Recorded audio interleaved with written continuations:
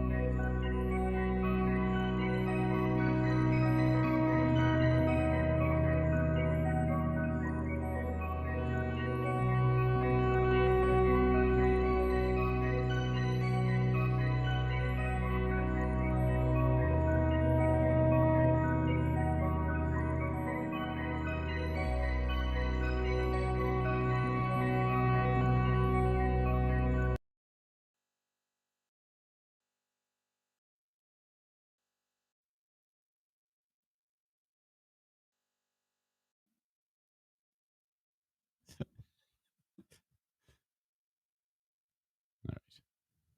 Enough screwing around.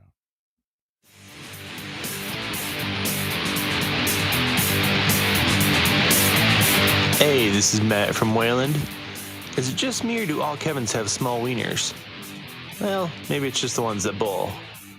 Anyway, here he is, Eric Zane. Thank you, Matt. Welcome into the Eric Zane Show podcast, a daily show Monday through Friday where I discuss news, nonsense, and my personal adventures each and every day of the week, of those days. That was all weird. Hope it's going well for you. This is the 28th of September, 2021. The show happens in the Baldwin Ace Hardware Fear Bunker Studio. So I received something, a piece of mail yesterday, and I was shocked. I owe some money, apparently, on that trip from right here in beautiful West Michigan down to Tennessee, a couple of, I guess, a month and a half ago, I guess it was, and then up to New York City. And then back here to Michigan. I traveled across the great state of Pennsylvania. And all 300 and how many miles is the Pennsylvania Turnpike? I don't know. I think it's like 360 miles. The way they have it set up now, they got the toll booths, which is something that we don't have in Michigan. Maybe we should. Honestly, it seems like every other year there's a discussion where I live about the state of the roads in Michigan. It's so bad that as you drive through Michigan and then you exit Michigan, the southern border of it, you go from bombed out roads like the last road out of Kabul into like pristine roads, whatever state you're entering. I guess it would be Indiana or Ohio. I think those are the only two that you can enter into off of the southern border of Michigan, unless my geography is failing me.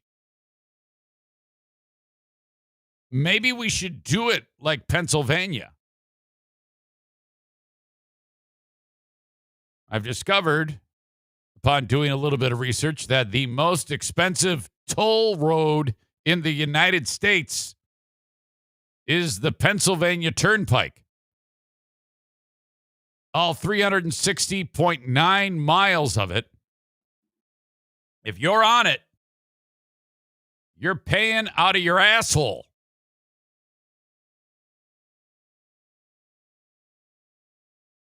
It's especially more if you're driving a larger vehicle, like, a 32-foot camper with a car dolly behind it towing a car.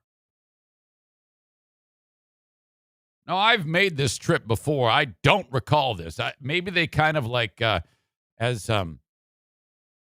Yeah, I don't remember this at all. Because in the past, you would just kind of go to the toll booth. There's some pissed off lady there or a dude, and then you give them all your fucking money, and then you're gone. And then maybe I don't know because it's every handful of miles or 100 miles or so. Then you give them more. I don't know how it works, but I don't recall this amount of money flying out of me from driving on the Pennsylvania Turnpike. But the way they do it now is they don't have anybody there in the toll booth. So you just drive right through, and there's a camera that snapshots your license plate. And then in a month or so, you get a bill like this one.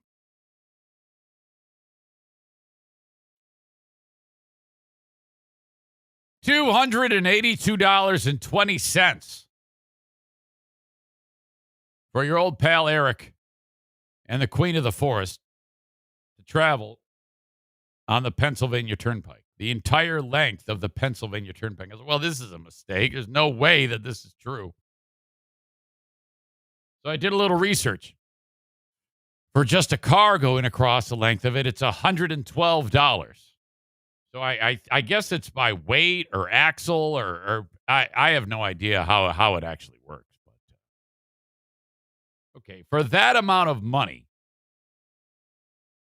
how is it that the roads aren't paved with gold? My God, the amount of cash that the roads generate. Why don't we do this in Michigan? Yeah, it's a double-edged sword. I hate paying that much money, but at the end of the day, shit, you want to drive, you got to pay, and you're going to pay for it one way or another.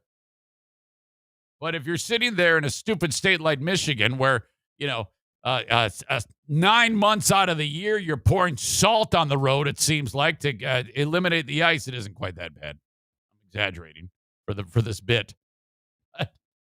In Michigan, basically, they'll go and they'll redo all the roads, and then 6 months later, they have to do them all again because the salt, the ice, the travel has destroyed the roads. Worst roads in America here. Every election cycle, if you want to be elected in Michigan, this is all you do. When it gets time for the election, you just emerge, and then you say, hello, I'm so-and-so. I'm going to fix the roads. And they go, oh, thank God, we got the savior is here. This person is going to fix the roads. This is so great. And then that's all you have to do. Doesn't matter anything else. Doesn't matter if you're a man. Doesn't matter if you're a woman. Doesn't matter if you're mentally impaired. Doesn't matter if you're a communist. Doesn't matter if you've pledged allegiance to the Klan. All you have to do is say, we're going to fix the roads, and everybody's going to go, fuck this, man. I'm voting for this one. That's how Whitmer got elected. She said, we're going to fix the damn roads. And she even said it with that kind of like that snarky attitude. We're going to fix the damn roads here. Fix the damn roads. And then the guy she was running against, I forget the dude's name, is some dude who goes, yeah, well, she's going to charge you up the asshole to fix that. She goes, I am not. You're crazy. Shut the fuck up. You know what you're talking about, asshole.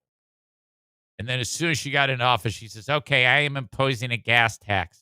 I am proposing a gas tax. It didn't go through. It died before it even got started. I never said, oh yeah, what's it got? Well, I have $15 a gallon gas tax to pay for the damn. Wait a minute, you said you were gonna fix it. Yeah, I know. I said I was gonna fix the damn roads, but you're gonna pay for it. Oh no, oh fuck, oh shit. After that, she's like, man, I hope something terrible like a pandemic happens so that I can I can get everybody off of how shitty the roads are. You don't need the roads anymore. Y'all have to stay home. Oh, no. Fuck. Oh, there's somebody plotting to kidnap me. Shit. Fuck. Ah.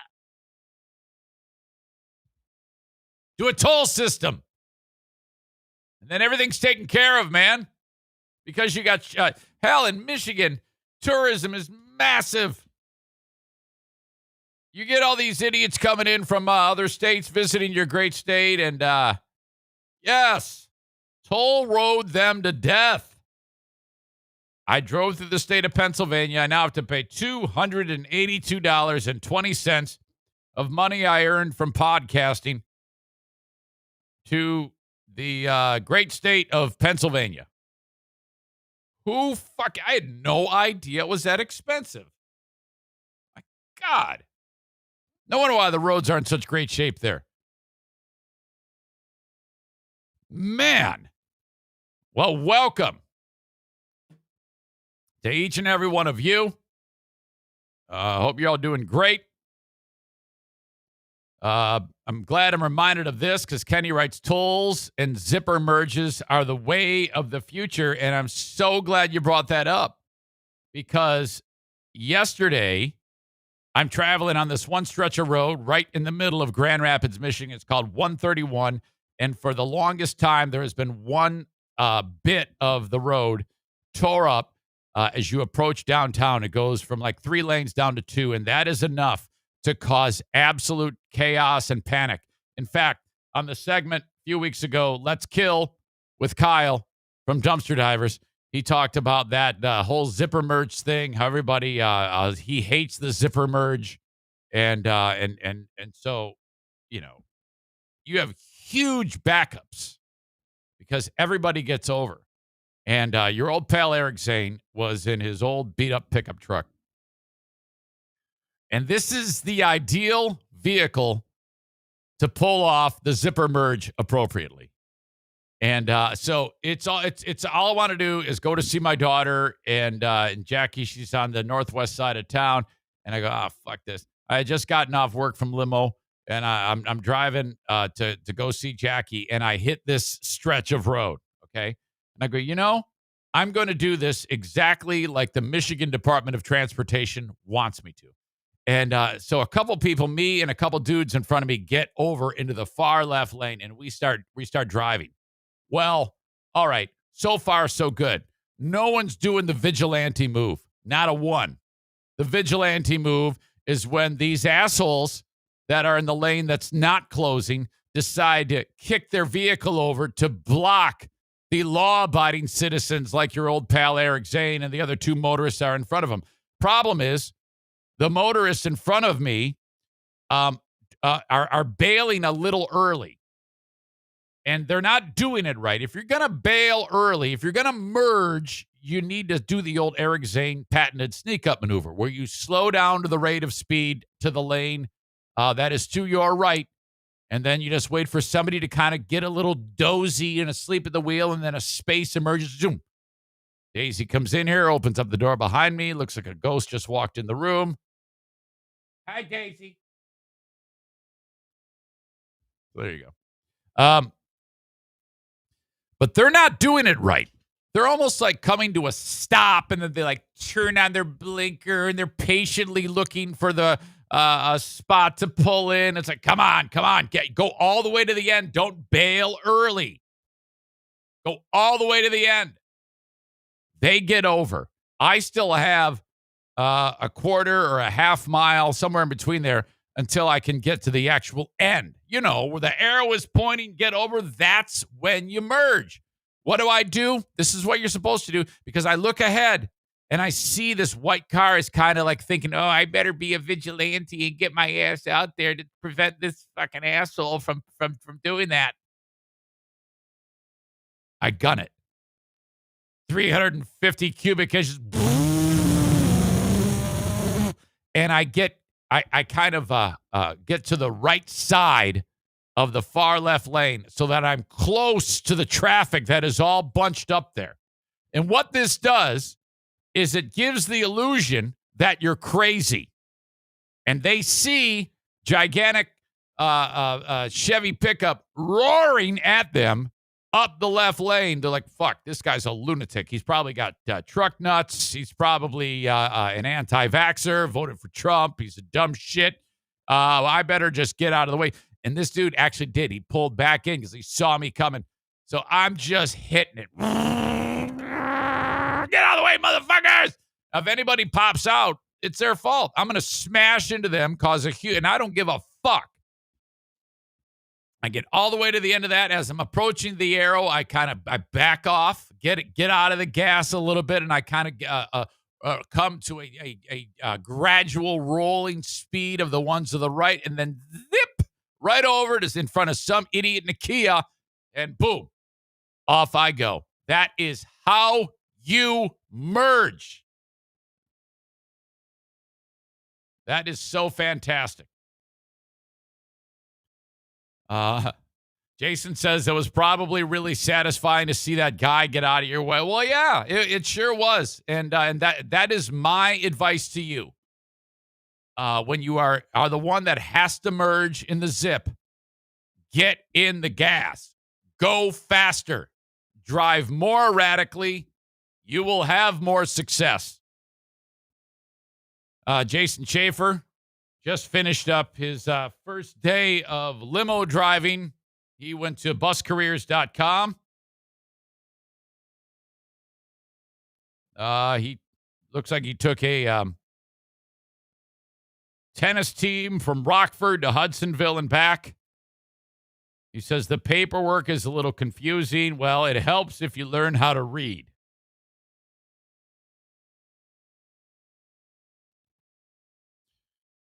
Another trip today, Kentwood to Holland. Good for you, Jason. I'm glad you're there. All right. So, yeah, I got to send a big fat check for that amount of money. I did not see that coming. I had no idea it was that elaborate. I just don't recall that happening on the Pennsylvania Turnpike. Show is going to be happening. The live stream of the show is going to be happening on Twitch in the coming weeks. So if you enjoy the show on Twitter or YouTube or Facebook, you'll be able to see the replays on there. But if you want it live as it happens, before too long, the only place to get this show will be on Twitch. I am moving it all over to there. Twitch.com/Eric Zane. You probably have a million questions. How does it work? What do I do? How do I sign up? This is all I know. And I discussed this yesterday. I am on a need-to-know basis. All I need to know is that right now, you have to go to twitch.com/Eric Zane and follow the page. Now, when we are up and running, when the show is up and running, the live stream, which is video audio, live, 8 a.m. Eastern Time, Monday through Friday. It's free, just like on Twitter, YouTube, Facebook, when I'm not banned on Facebook. However, Twitch/Amazon is going to make some money off of this show. Yes, they are. So at one point during the show, you will see a big ad for, I don't know, Chevy trucks show up. It won't be it won't be finessed onto there. It'll be like I'm in the middle of a discussion announcing that I'm gay or that my wife is becoming a man or something like that. It'll be at a key point, no doubt. And then it'll just show up and wreck your day. There is no getting around that. Nope, I take it back. Yes, there is. You can get it ad-free by signing up with Amazon Prime. Like if you have Amazon Prime, you don't have to worry about that. Well, how do I do it? How do I sign up with I don't know. I do not know that yet. I haven't been told that yet, but you can. Corey says there is a way to pick where your ads will be, which I didn't know that. See, you guys know more about this than I do.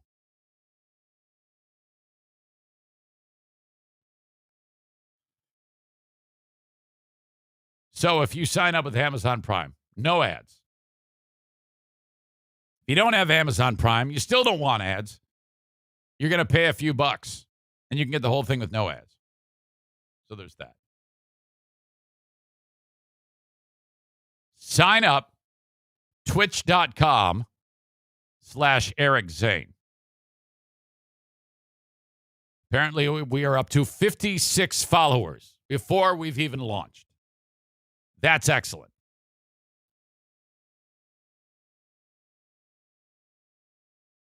Corey says, I can link you to a video showing how. Yes, we will definitely do that. Keep me informed, Corey. All right. kind of a weird thing. I'm walking around the gym yesterday, getting my feeble workout in. And this is really terrible. This young lady comes walking by. Hold on a second. O'Neill is actually looking at me and crying. What is it? He has to take a dump. There is no way he doesn't. He never sits here and cries. Okay, hang on a second here. Okay, buddy. Okay, mom's coming.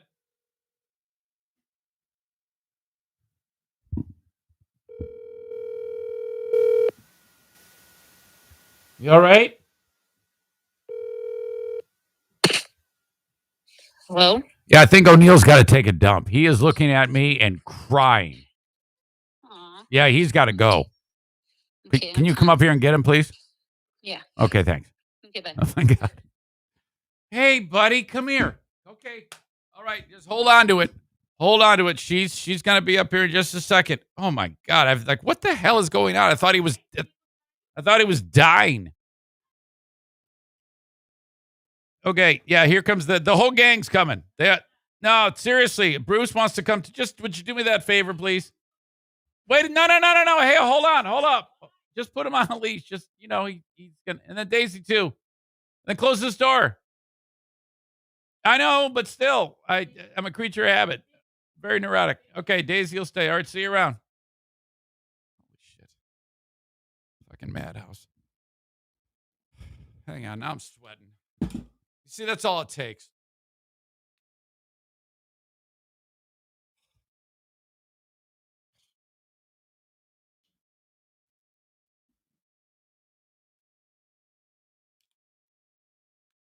Yesterday at the gym, I said, I really need to start actually doing weightlifting, like lifting weights. And I've noticed that my actual muscles are so out of shape that they're soft, like soft muscles. What had been a firm and taut just a handful of years ago have now just become an absolute pile of pudding. And it's really, really bothering me. So I was like, okay, today's the day. I'm starting today. And so I went over to the bench press. And before I do that, this young lady, I didn't get a good look at her because I avert my gaze. I mean, it's bad. I look the other way dramatically. I like change where I'm walking because sometimes women dress in these ridiculous outfits that are extremely awkward.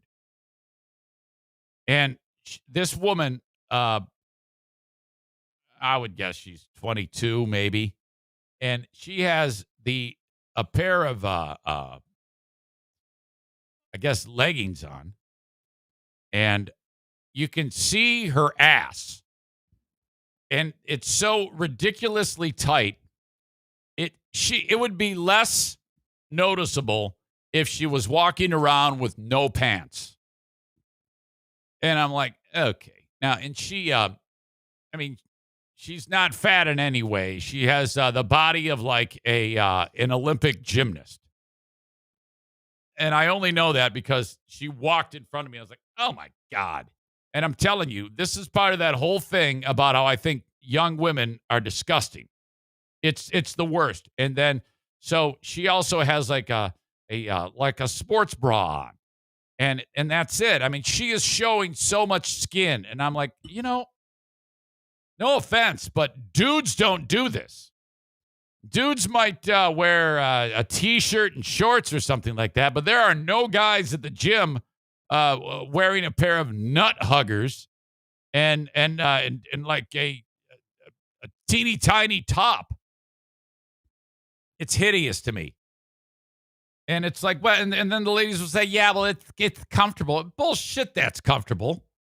How can it be comfortable knowing that all the creepy, idiot, disgusting guys in here are looking at you and thinking terrible thoughts? Not me. But so yeah, sure, it might feel okay, I guess. But who does it feel okay to work out nude? Because that's what it appears you're doing. My God, horrible.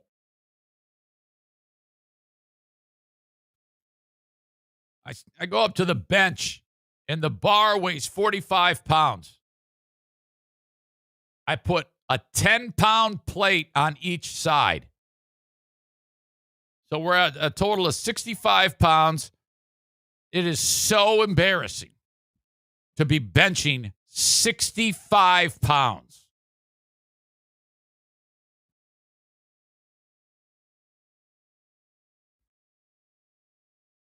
A lot of people there use 65-pound dumbbells, one in each arm. And there I am with 65 pounds. So I did that like 10 times. Then I went up to 70. I put a 2.5-pound plate on each side and did it 8 times. See where I'm going with this?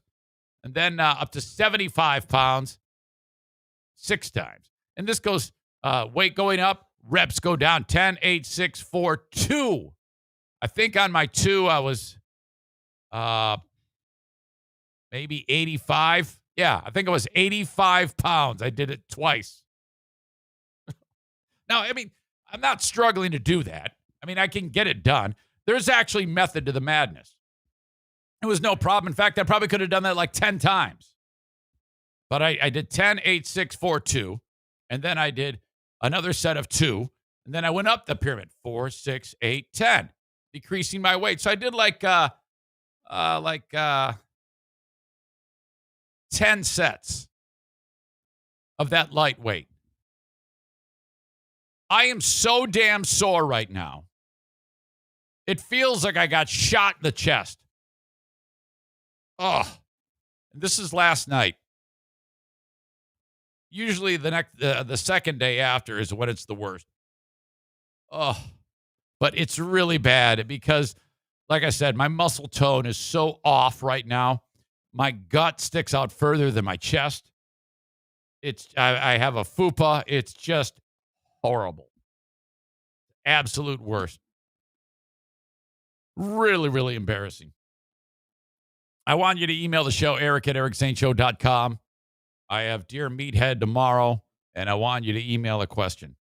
Email me on the Shoreliners Striping inbox. Shoreliners Striping, that is a company that does exactly that. They stripe. They stripe parking lots.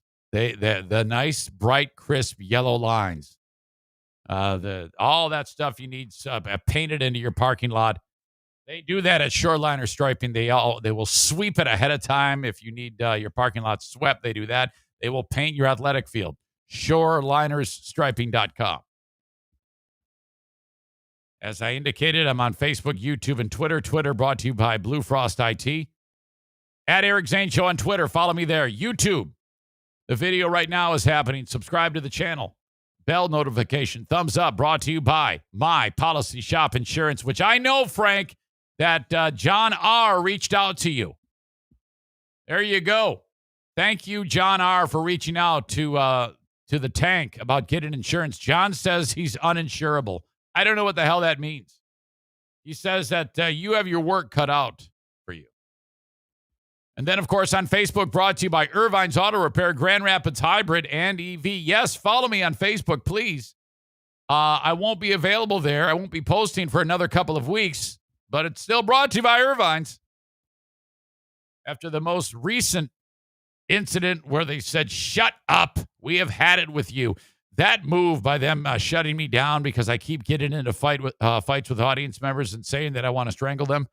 That is what precipitated the move to Twitch, which I had actually been thinking about for some time. But that was the one that actually put it into high gear. All right. R. Kelly. I believe I can go to prison for life. Have you? Okay. It is remarkable the things that this animal has been able to pull off and get away with for decades without any recourse. This is what happens when a psychopath gets a ton of money, can sing very well. Okay, start with that. Can sing very well. So psychopath sings very well. Everybody throws a ton of money at him. And then he starts to take advantage of people. And then he has a network of people that cover. I think there's a whole network of people that have covered this shit up for him. This is just the tip of the iceberg. Whether or not we'll get to more of that, I don't know. But this guy, just a network of people and manipulation. R. Kelly is so prolific at sexually abusing young women. And I think in more than one case, men. I think he didn't keep it just to women. I think he actually occasionally would suck a dick or have a dude suck him off or something like that. I know it sounds horrible, but that's exactly what it was. It's just prolific. I mean, Bill Cosby would look at R. Kelly and say, that is a sick man right there. Still can't believe he's out of prison. Who knows? Maybe this will turn for R. Kelly, but I don't think so. He is going to be in prison for a long, long time. He's been in jail since 2019, awaiting this moment right here. Found guilty of everything. This is one of those cases where I think that the jury, the judge says, all right, all the evidence has been heard. Closing arguments have been made. Jury, here's your instruction. Go in there and determine the fate of this individual. And then all the jurors go into the closed the room there where they're going to be sequestered. They close the door and they go, all right, let's get this out of the way. Does anybody think he's innocent? And no hands go up. And they go, all right, great, but we cannot turn around and just say, there's a jury foreman. We cannot just walk out of here after 1 minute and say we all think he's guilty. Let's order some food. Let's get to know each other. Let's do like the Free Beer and Hot Wings show and go around the room and talk about boring shit. And then we'll wait a day and a half, and then we will, do it. Announce his guilt. This trial's been going on in Brooklyn Federal Court on one count of racketeering. They used, in order to get the information that they needed to arrest him and now find him guilty, they used what they used to do to bust all the guys in the New York Mafia, the RICO Act, which is some type of surveillance, I guess. 8 counts of violating the MANN, M-A-N-N Act, a federal law addressing sex trafficking. Prosecutors accused Kelly of running an enterprise through which he exploited his star power time and time again to prey on underage girls, young women, and at least 2 dudes. Now, I'm not going to lie to you. Getting into this story with you, this is one of the most horrific things you're going to hear. 11 people testified against R. Kelly. I take it back. Even more than that, 11, I think, were victims. Man, I thought it was like 2 days that the jurors deliberated, but it says here it took just 9 hours to reach their verdict. So basically, it took 1 minute to reach the verdict, and then there was 8 hours and 59 minutes of waiting in the room. He's scheduled to be sentenced May 4th. Why? Why would you have to do that? I just don't know anything on in the legal world, but I wish somebody would give me an explanation as to why now it takes so long to just say this guy is going to spend the rest of his life in prison. The charges against Kelly came after a BuzzFeed news story in 2017 published an investigation. There was a journalist in Chicago by the name of Jim DeRogatis revealing that parents had told cops that R. Kelly was allegedly holding their daughters against their will in a sex cult.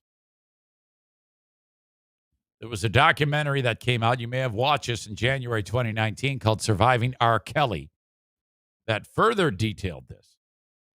And those of multiple women who said Kelly had abused them once again raising questions about how he had escaped accountability. And that's a great question. How did this happen?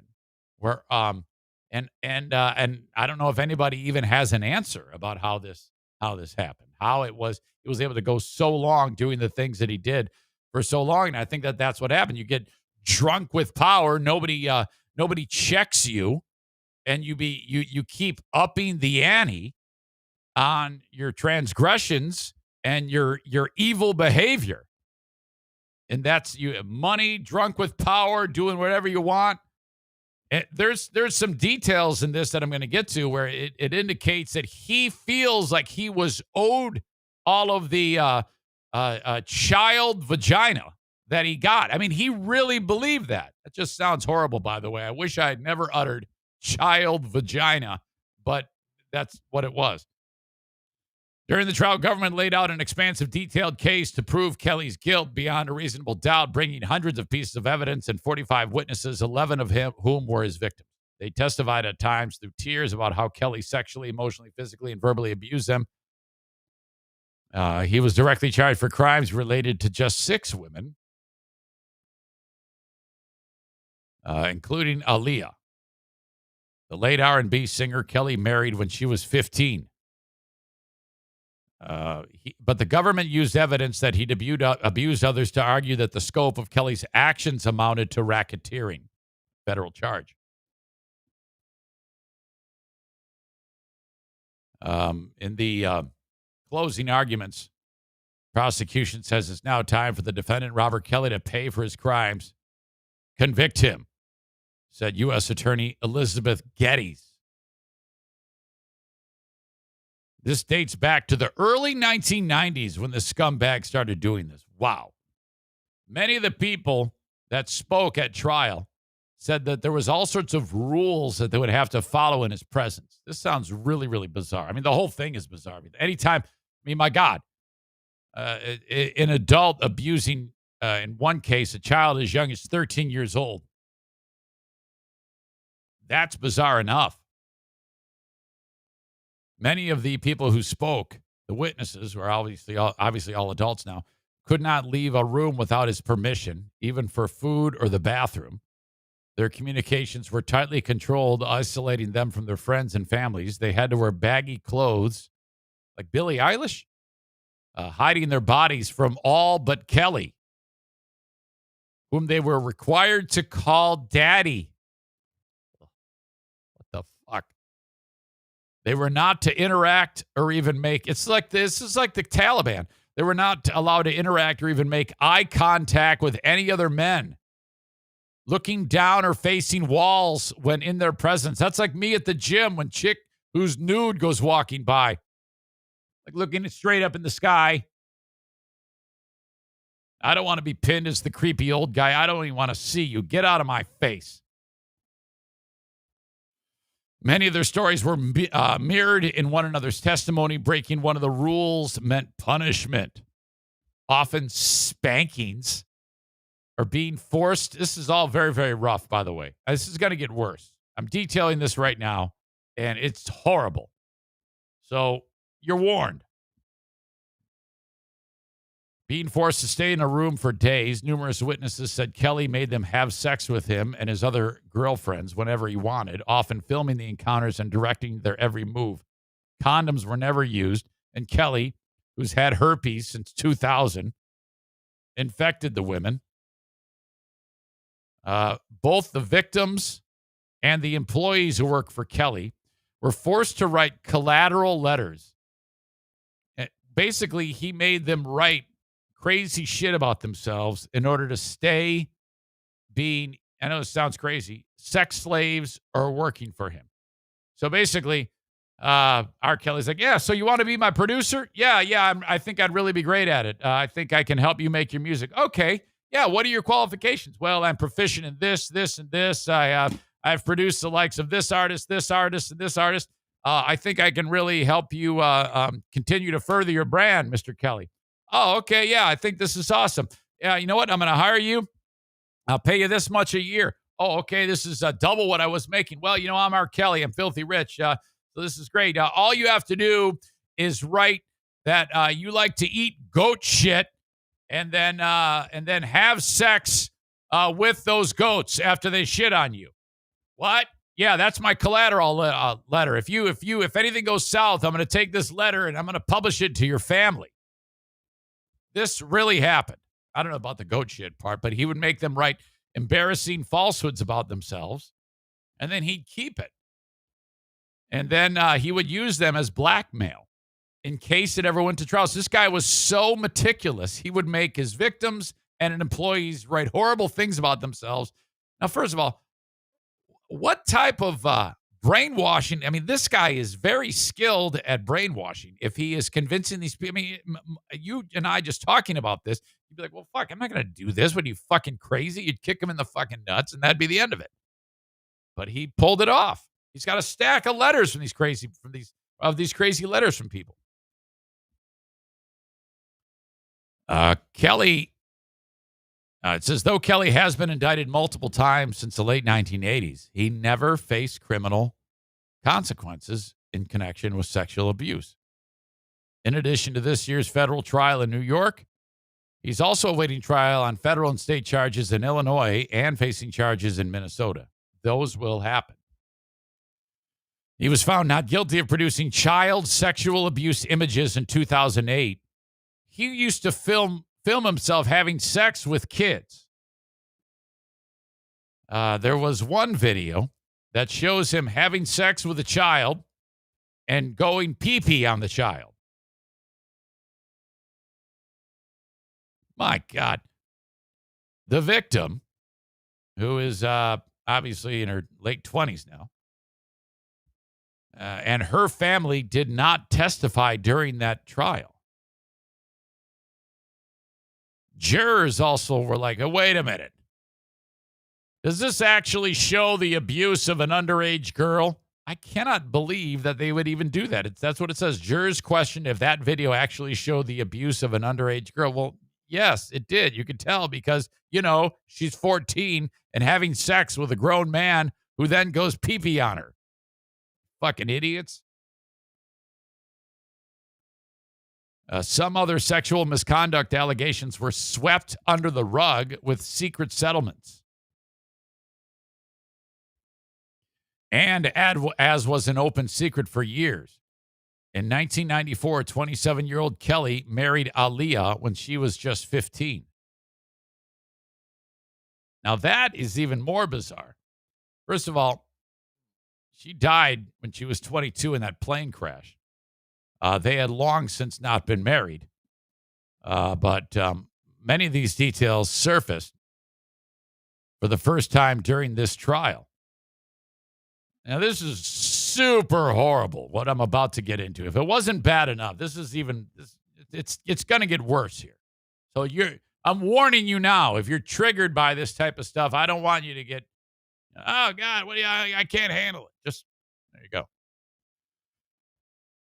One witness who testified that Kelly began abusing her when she was 14 or 15 and went on to be a backup singer for Aaliyah and toured with Aaliyah and R. Kelly. During that tour, this lady named Angela walked in on Kelly performing oral sex on Aaliyah, who would have been 13 or 14 at the time. My God. When Aaliyah was 15, she and Kelly were married, a claim they both long denied, even though their marriage license was published in the media. All he did was pay people off to get what he wanted. For years, little was known about the marriage, including why it had taken place. But Demetrius Smith, Kelly's former manager, testified under subpoena that Aaliyah had a pregnancy scare. Kelly thought that marrying her would protect him from legal repercussions. So he says, okay, I'm going to marry her. And then because if she's pregnant and the world finds out how old she is, I'm in trouble. So I'm going to marry her and I'm going to change her age. That was the plan. And it worked. Kelly thought marrying her would protect him. Jane, a pseudonym for another victim, testified that Kelly said he married Aaliyah so he could get an abortion without notifying her parents. Aaliyah was not actually pregnant, though, and their marriage was annulled months later. In order to pull off the illegal marriage, Smith admitted he bribed a welfare office employee at Kelly's direction, paying the person $500 for a fake ID, stating Aaliyah was 18. The minister who married them, Nathan Edmond, testified that he had not known either singer beforehand and officiated as a favor to a mutual friend. The ceremony lasted less than 10 minutes. Legit, the ceremony got done, and Kelly said, "All right, smell you later," and he went back out on tour. Days later, Kelly raped a 17-year-old girl in his dressing room after a show. A now adult woman testified. My God, multiple women said they testified they had that they had first had sexual contact with the singer as teenagers, which Kelly said, according to one witness, that he should, quote, be allowed to do because I'm a genius. That's the type of warped brain you're dealing with here. I should be allowed to have sex with kids against their will because I'm a genius. I'm curious as to how this is going to work out in prison.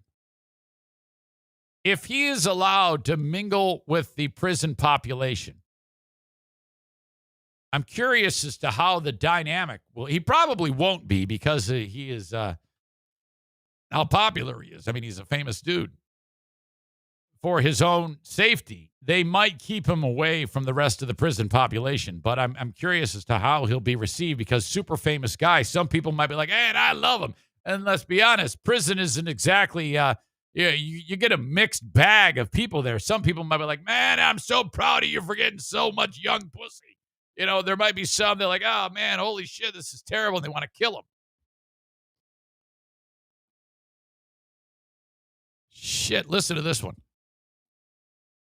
Geronda met Kelly at his 2008 trial. So he was in that 2008 trial that I was telling you about. A young fan was kind of hanging around where the trial was going on. 14-year-old fan, and she's showing up. She doesn't believe that he's done anything wrong. She's like, "I love R. Kelly. I believe I can fly. Oh, my God. I love him so much. I don't believe any of this shit." 1 year later, when she was 15 or 16, those two began a sexual relationship. Apparently, R. Kelly was sitting there, getting on trial back in 2008, and he sees her. He's like, "Oh, man, she's my type." And they had a relationship for 6 months. According to testimony. Now, at this point, she's brainwashed. She's part of the whole thing, the whole deal with the guy now. One day, Geronda did not acknowledge R. Kelly quickly enough when he entered the room. He flew into a rage. She said Kelly slapped her, choked her until she passed out, spat on her, and then forced her to, this is going to get horrible again, forced her to perform oral sex on him. She indicated in testimony that she wiped her face after he ejaculated on her with a T-shirt. She kept the T-shirt with his batch on it.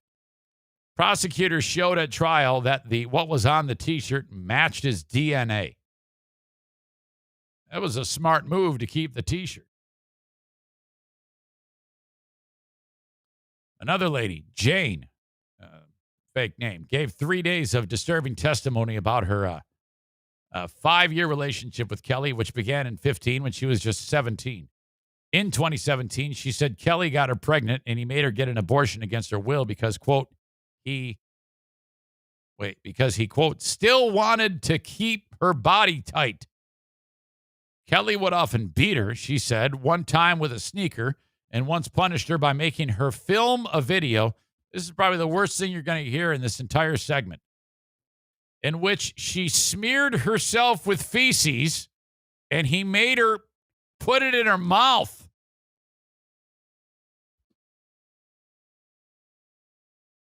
The video and others presented to the jury as evidence. So the jury sees this. Can you imagine being a juror here? You're like, oh, my God, this is terrible. I cannot believe I have to see all this shit.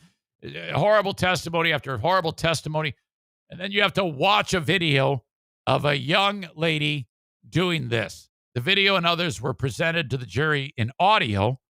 From one recording, a woman can be heard moaning and saying, I can't even read it. I actually, it's beyond terrible. I can't even muster up the strength to say it. Threats were many tools Kelly used to maintain a culture of silence, according to hold on a second. Let me go back to this audio. I'm just going to truncate it. He would make her say, "It makes my pee wet to play in my shit, Daddy." What? A kid is saying this, and you're a juror hearing all this. It's like, what? How can someone be this twisted and demented? What a distorted, defective brain on this soul. How did it only take 9 hours to convict him? Threats were one of the many ways Kelly used to maintain a culture of silence, according to multiple witnesses. Sonia, a former radio intern, we did a lot of crazy shit to radio interns, testified she was locked in a recording studio for days and deprived of food and water before being drugged and sexually assaulted. Said employees copied down information on her family and friends from her phone, made her sign 2 non-disclosure agreements, and told her, quote, "Don't fuck with Mr. Kelly," before she was allowed to leave. I'm just, seriously, I'm shocked that this happened for this long. It's awful that the jury has to sit through this, all these poor victims having to talk and relive all this stuff. All the people who took payouts, shame on you to keep this guy from being locked up. Despite all of this, a small but devoted contingent of R. Kelly superfans attended this trial, many showing up nearly every day in a park outside the courthouse.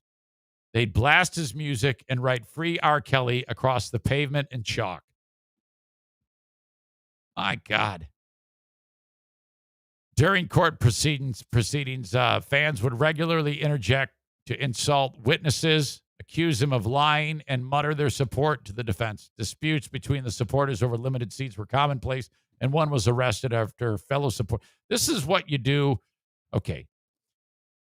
For these people, you need to go and you need to recruit MAGA hat wearing, truck nuts dangling, "Don't tread on me" flag pickup truck guy. I finally have found something useful for this person. Get their attention somehow.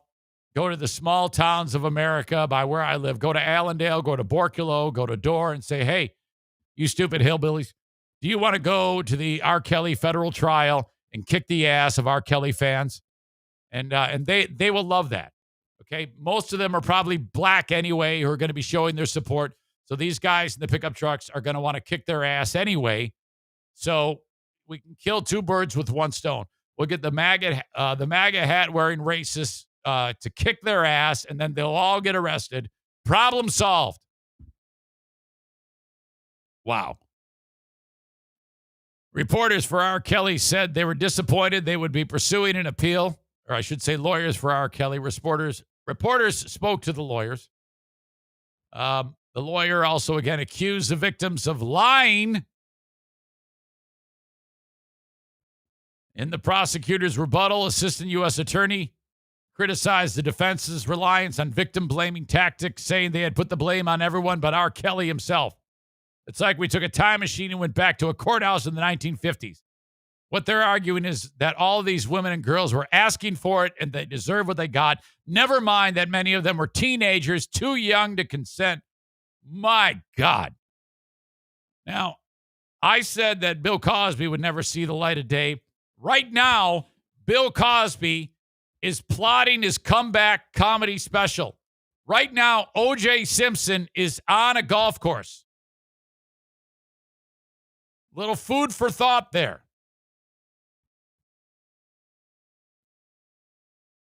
Incredible.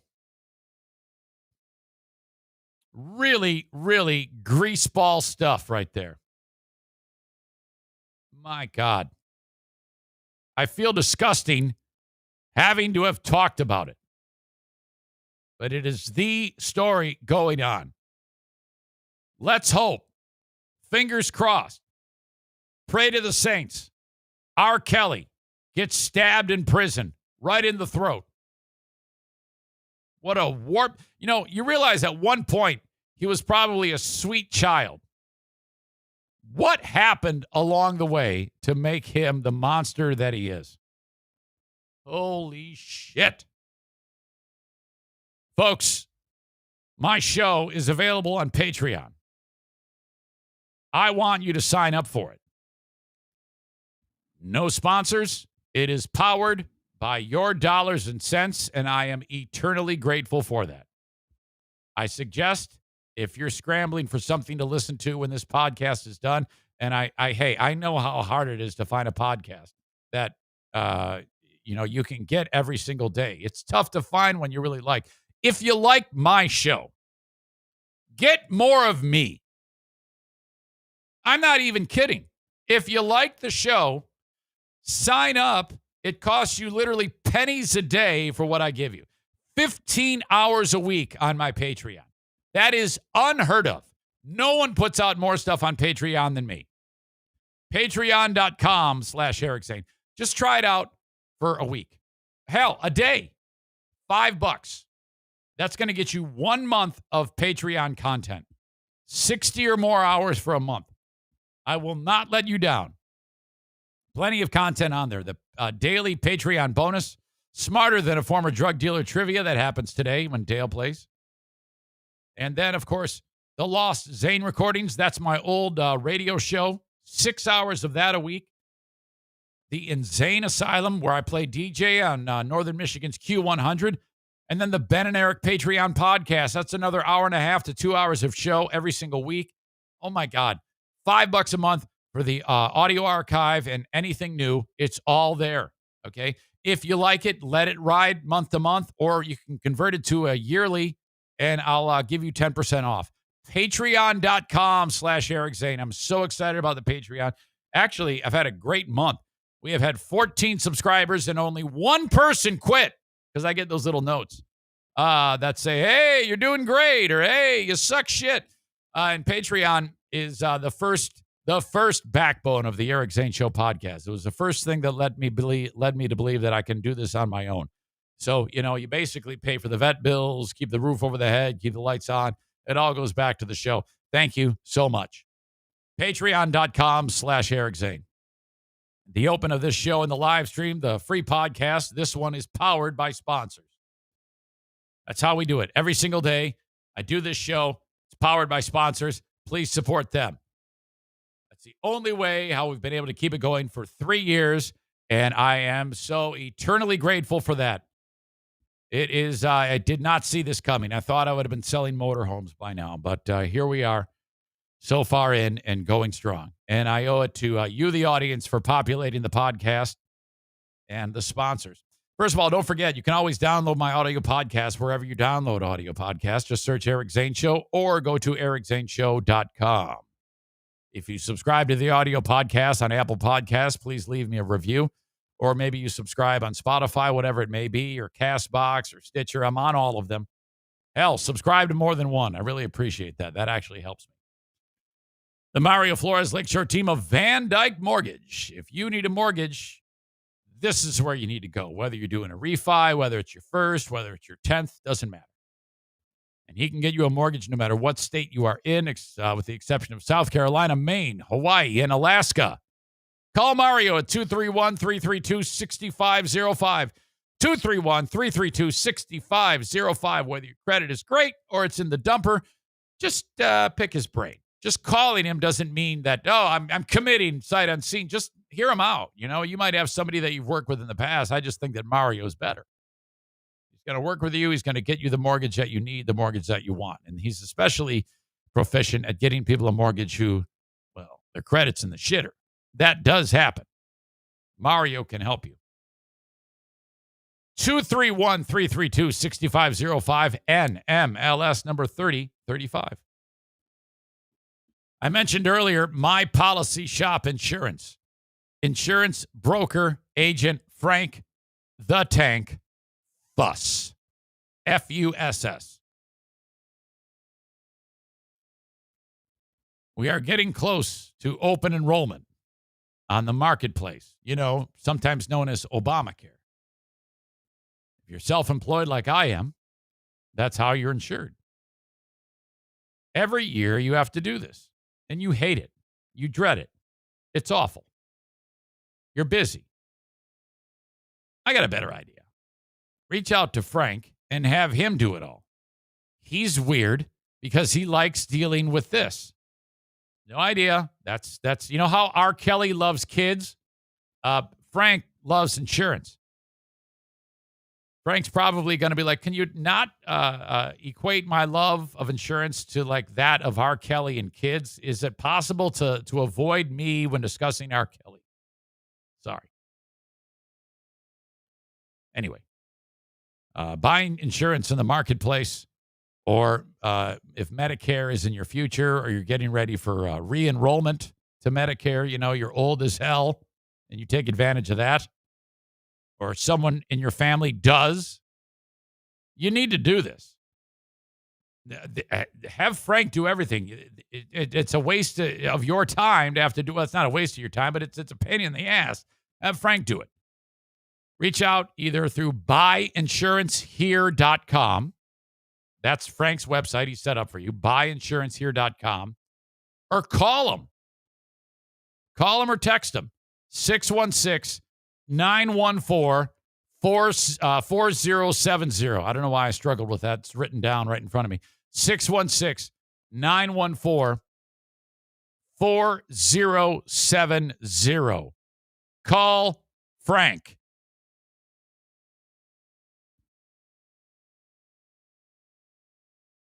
Frank says he loves forcing insurance into a room against its will. No, that's not what I'm saying.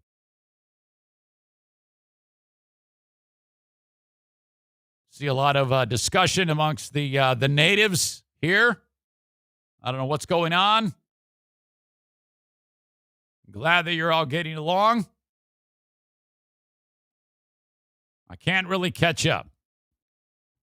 I will say this. My one kidney has been working overtime, and I have to go R. Kelly onto a girl. No. I'm going to pretend. No, I'm going pee. Hang on.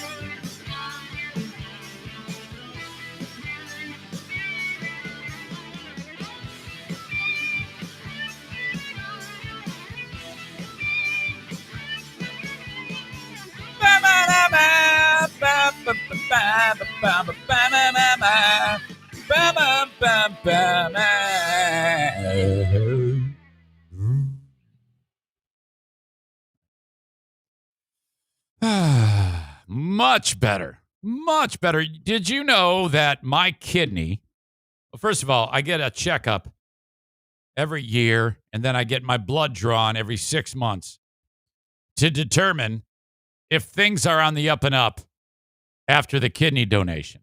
And when they do an exam, what they're doing is testing function and things like that. And I learned that when you give away a kidney, or if you lose one, let's say it gets injured and has to, the other one compensates. So like immediately after the surgery, my kidney function is cut in half. But over time, the one gets like stronger and more efficient or something. It actually grows, gets bigger. And so that by the time it's all said and done, you've gotten 25% back of the 50% that you lost.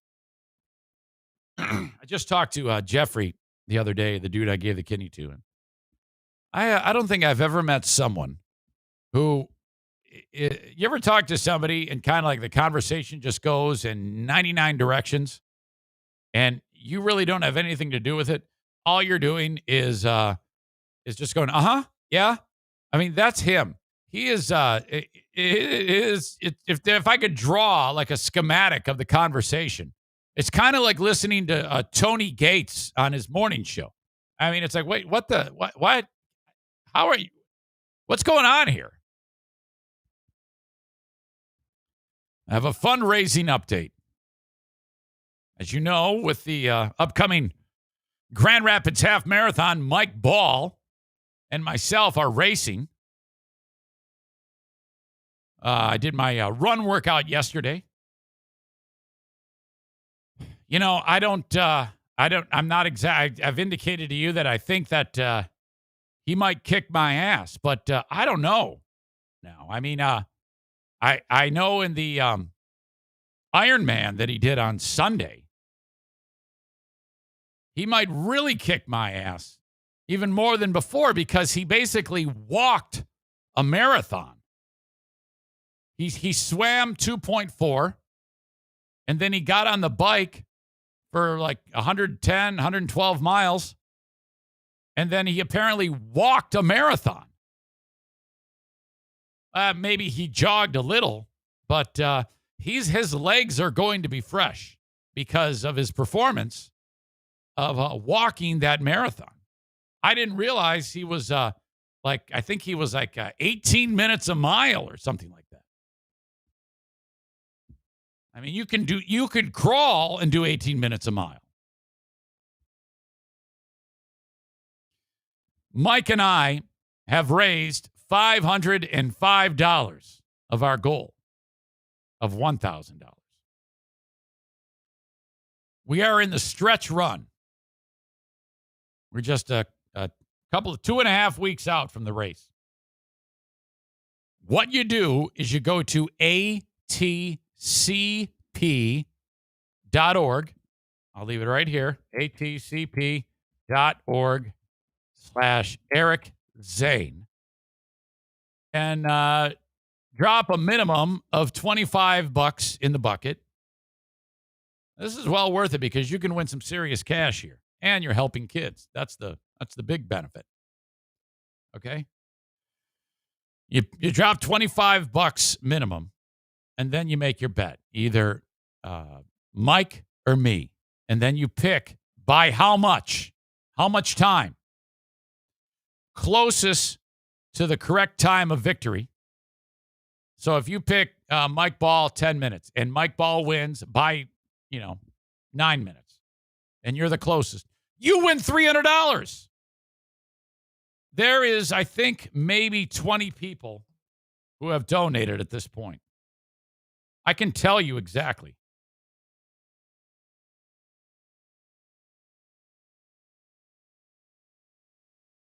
Okay, AT children.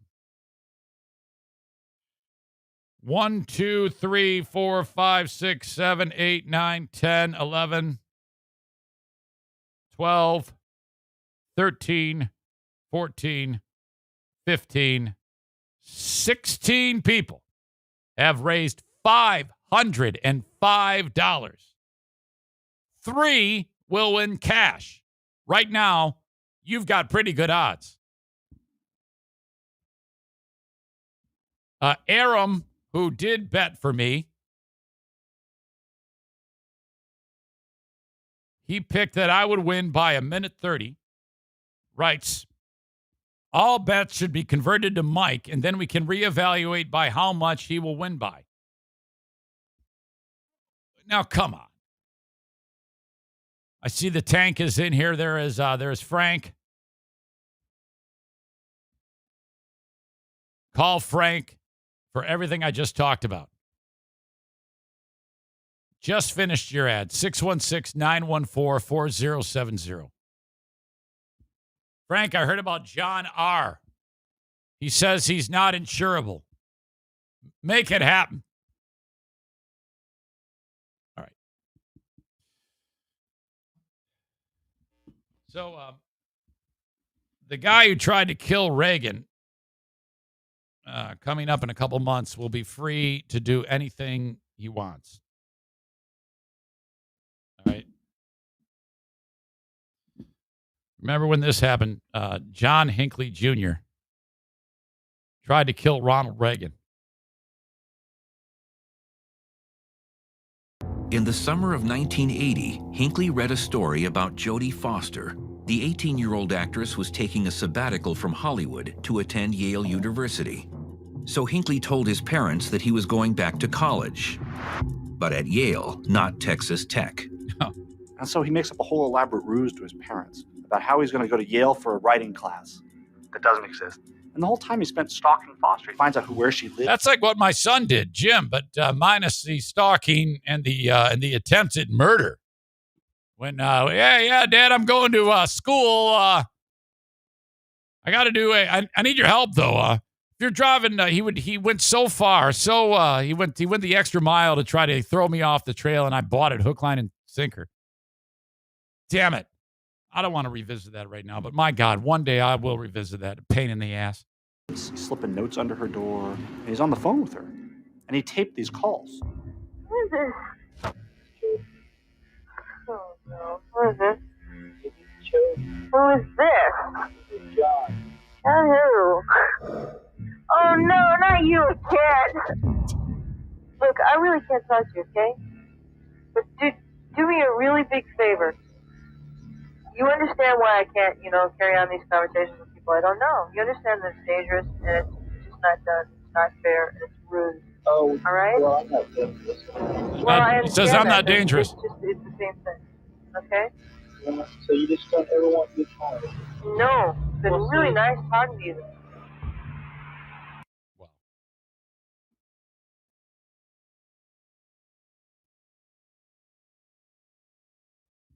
So this lunatic, she was just starting her career. I think she had been in a few films, and she's like one of those, like a child actor, and then decides to go get an education, good school, and somehow this maniac becomes obsessed with her. So twisted and distorted, I'm going to impress her by killing the president. If you've never seen the video of what Hinckley did, it's another example. By the way, Jason Schaefer writes, she should have said, I'm into women, so stop calling. Jesus.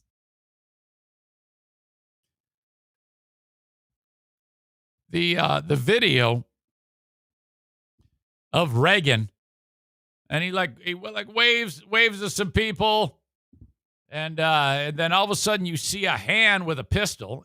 It's Hinckley, and point blank, kablamo! I think he fires like 5 or 6 rounds. He hits this one Secret Service dude right in the belly. That guy's still around to this day.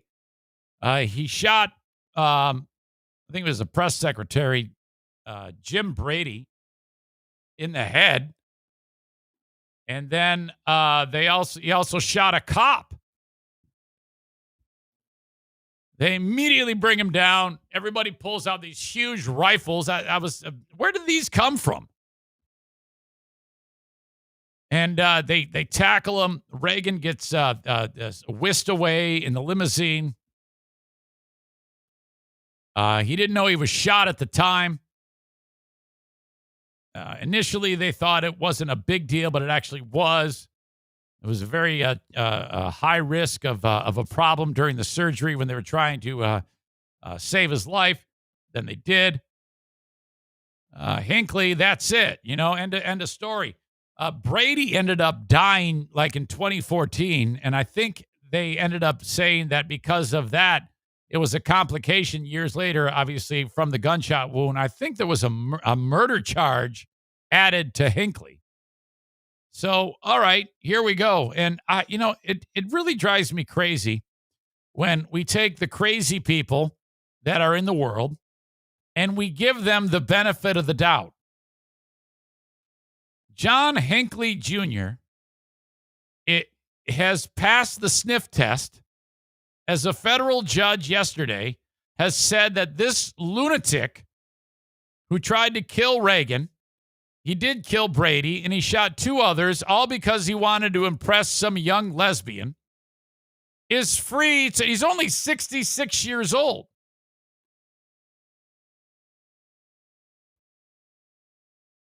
All he had to do was act not crazy, and he's out of prison. He's been out for some time, actually.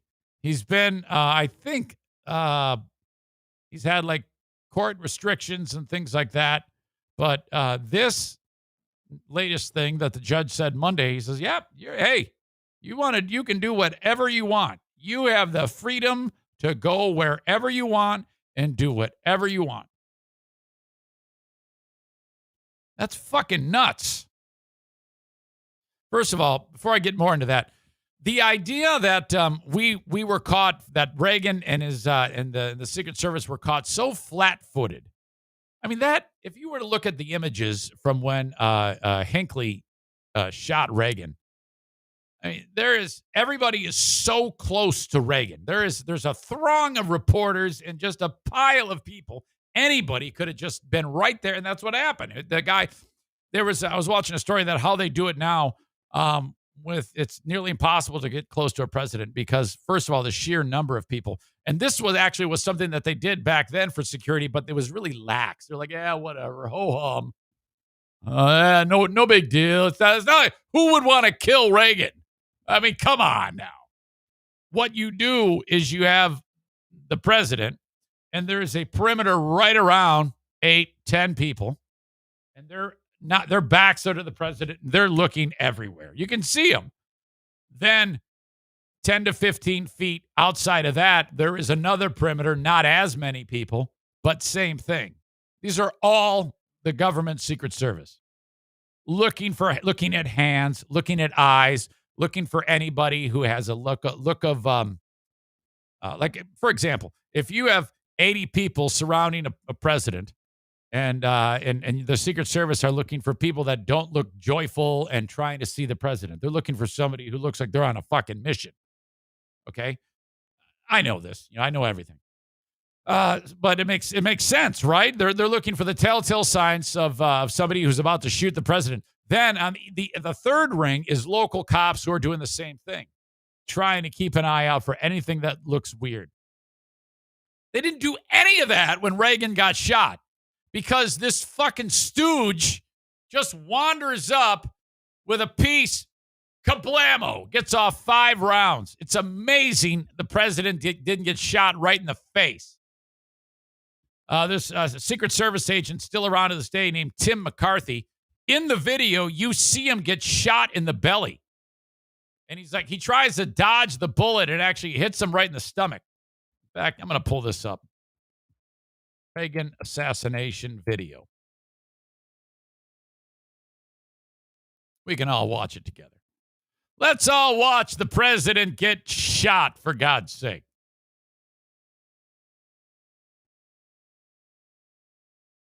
All right.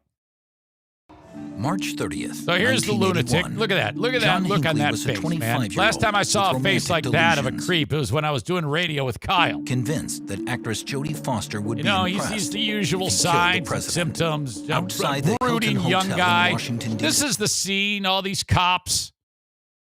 This is somewhere in Washington, D.C. Hinckley All these dudes in the caught up suits with are his Secret Service. target. And I don't think there was. There's Reagan. He's waving to the right to the people across the street. There's a guy here with a camera.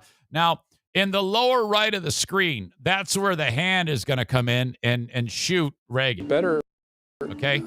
This is Jim Brady right here, this bald guy. He's going to eat a bullet right in the face.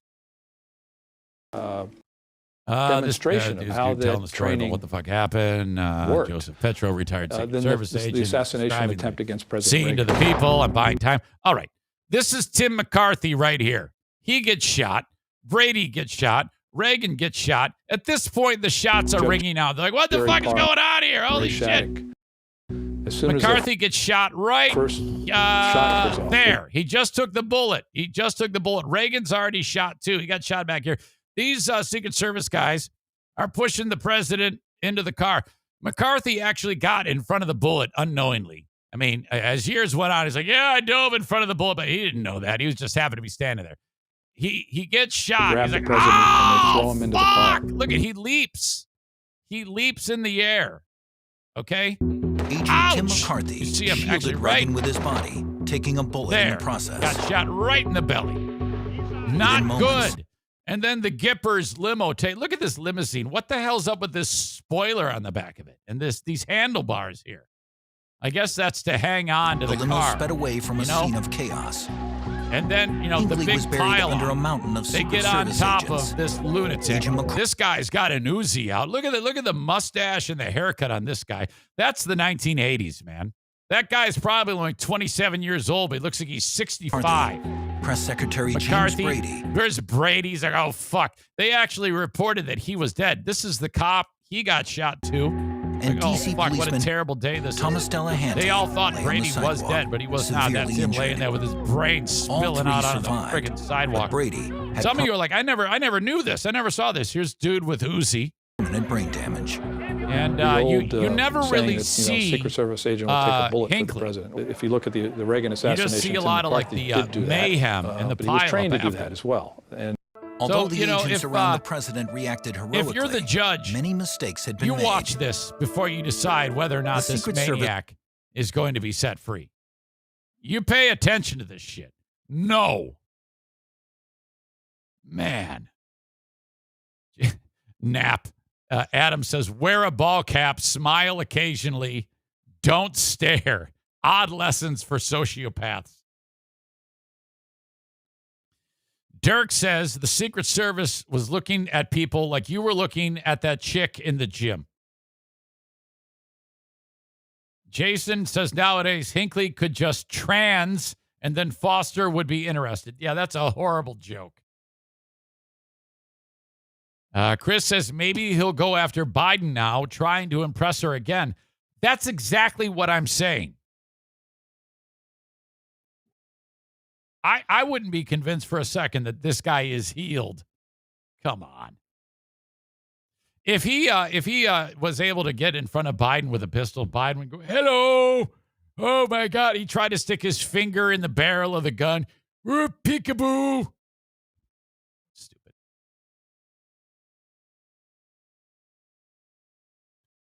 So the fact that he now is, this is ridiculous.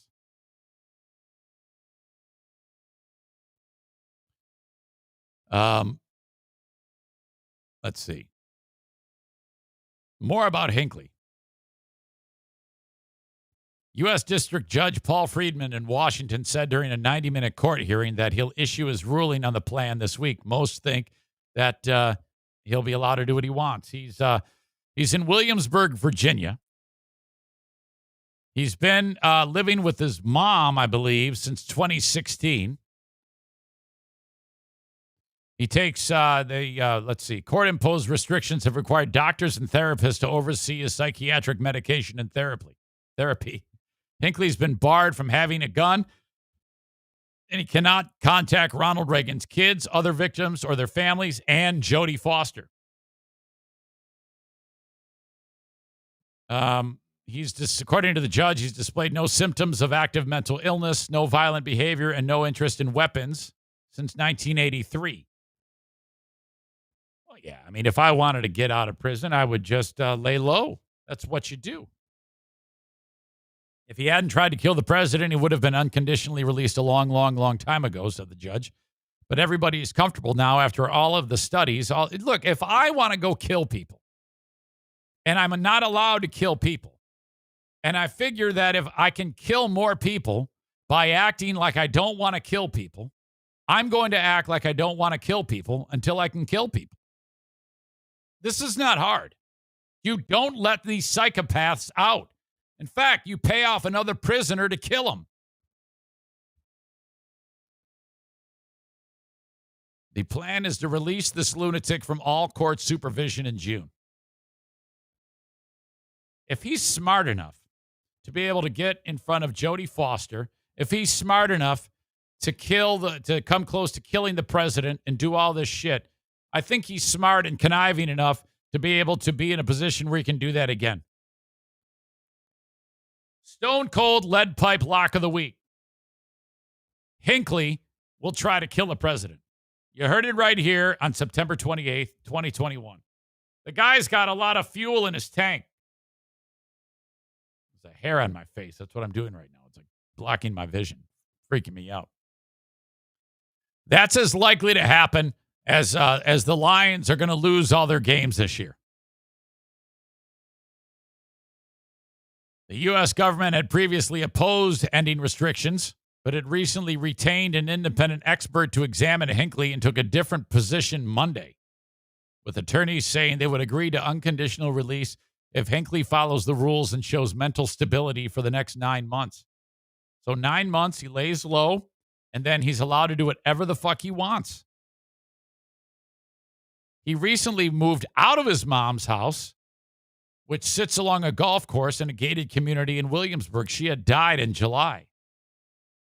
Attorneys did not say where he lives. Mr. Hinckley does have a history of turning inward and toward isolation. Yeah, I'd say so.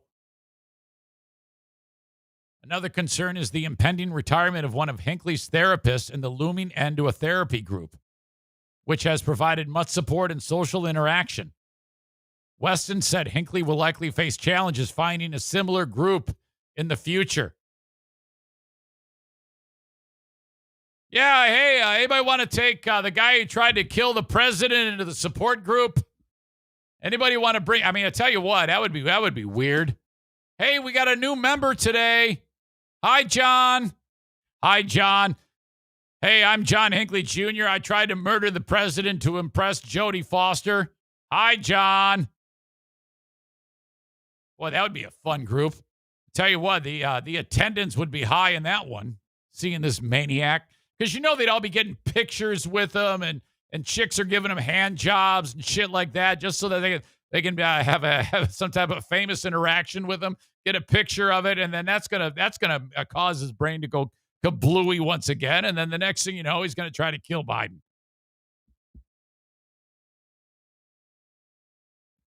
All we have to do is wait a few months and see, Weston said, and we'll have actual hard data. He's lying. Come on. That's all you need to do. If you are a bloodthirsty, maniacal lunatic and you are locked up, all you have to do is lay low for a few decades and they'll go, he's fine. He's fine.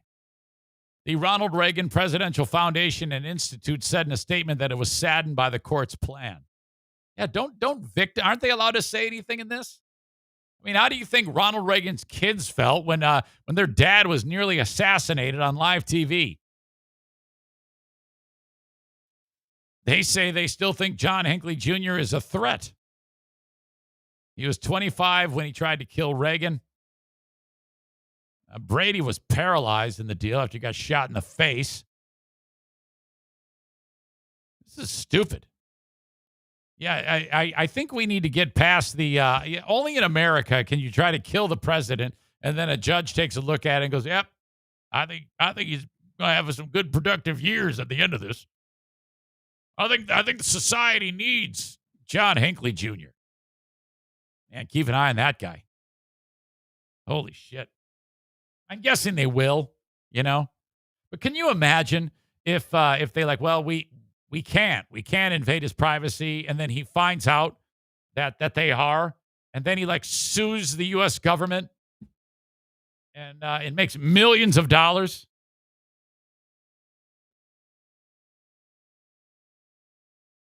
Leave it to Dirk with shit comment of the day. Kamala may be behind his release. She only locks up and keeps black guys in jail. You are a horrible human being. I want you to know that. You are a disgusting animal. And you're going to win a Herman Cain Award, too. So we'll only have to wait so long.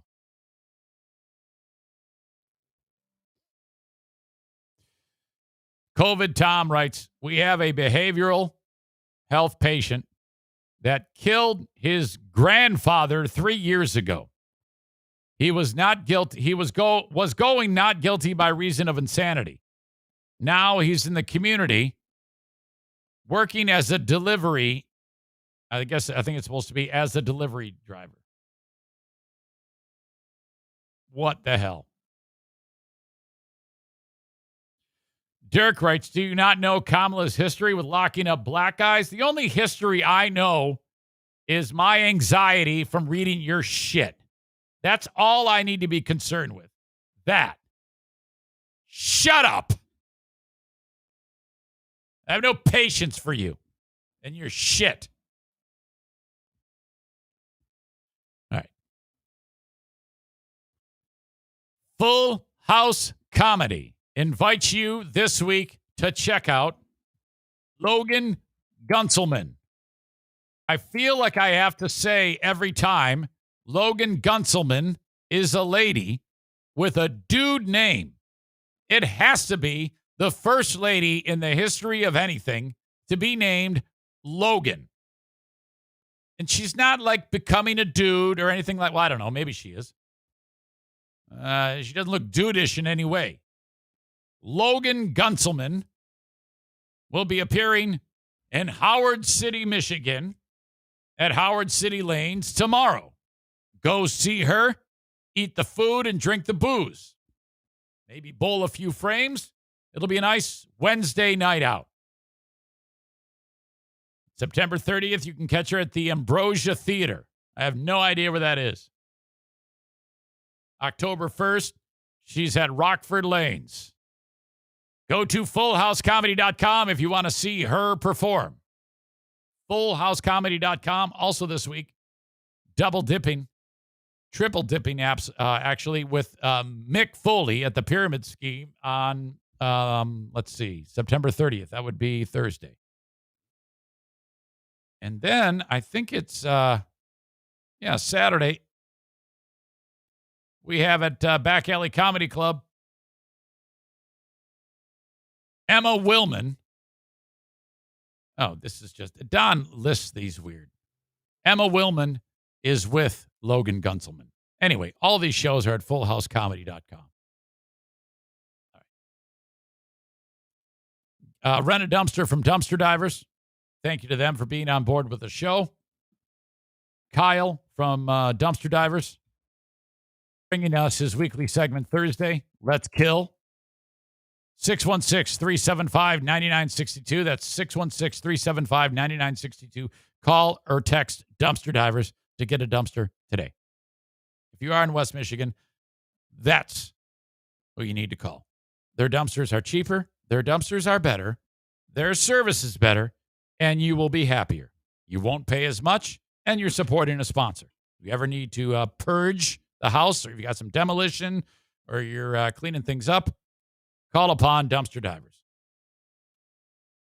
You can also find them online at dumpsterdiversllc.com.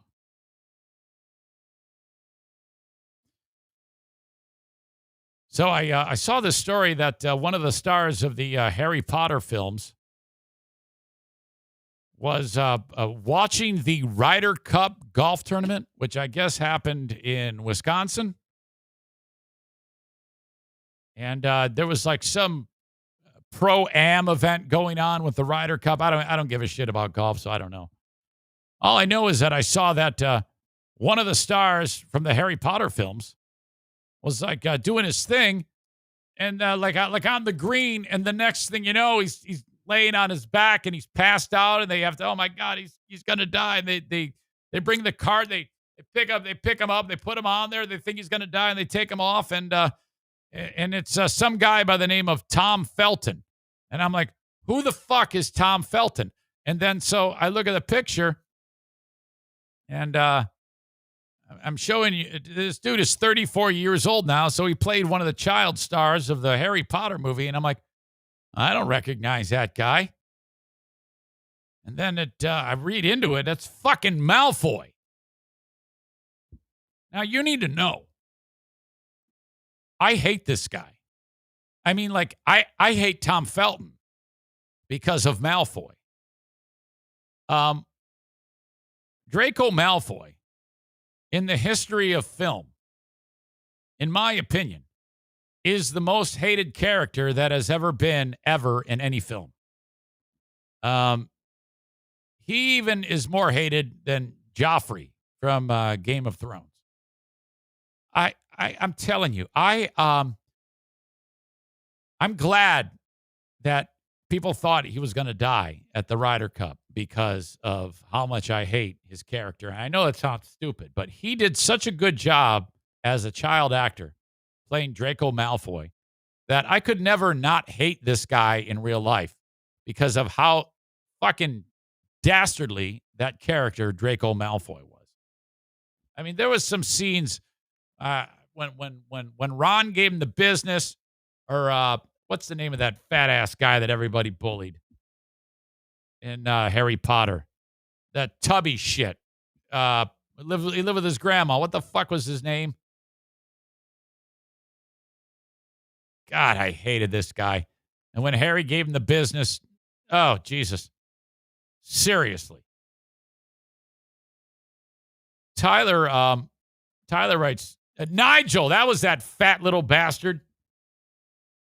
Not Nigel, Neville. Neville Longbottom, dumbass. Nigel's in fucking Spinal Tap. Nigel. And Knapp says, wait, no way. Draco is beloved. He is not beloved, you sick fuck. Are you serious? Tyler says, Joffrey is way worse than Draco. You're crazy. Bullshit. Well, I tell you what. At least the conversation can be made as to which one is worse. But Draco was such a vindictive little prick. I hated that guy, and I hated his dad, too. And then the dad played in another movie. They did such a good job that if anything happened to them in real life, like if they got in a car wreck, I'm like, yes, this is great news. I'm so happy that these people are hurt. Their death will be celebrated. Terry's a sick bastard. He says, I rooted for him in all those movies. Yeah, you're an asshole. You're worse than John Hinckley Jr. Adam says, did you finish those books? Of course I finished those books. I read them twice to my kids. 3 times. COVID Tom's an animal. He says, I haven't watched Harry Potter or Game of Thrones. What the fuck? Bellatrix was to be hated. Yeah, but she was hot. I wanted to slam Bellatrix. Holy shit. Well, anyway, I did not recognize this guy. I'm like, who is this? He's blonde? Is that Draco? No, there's no way, right?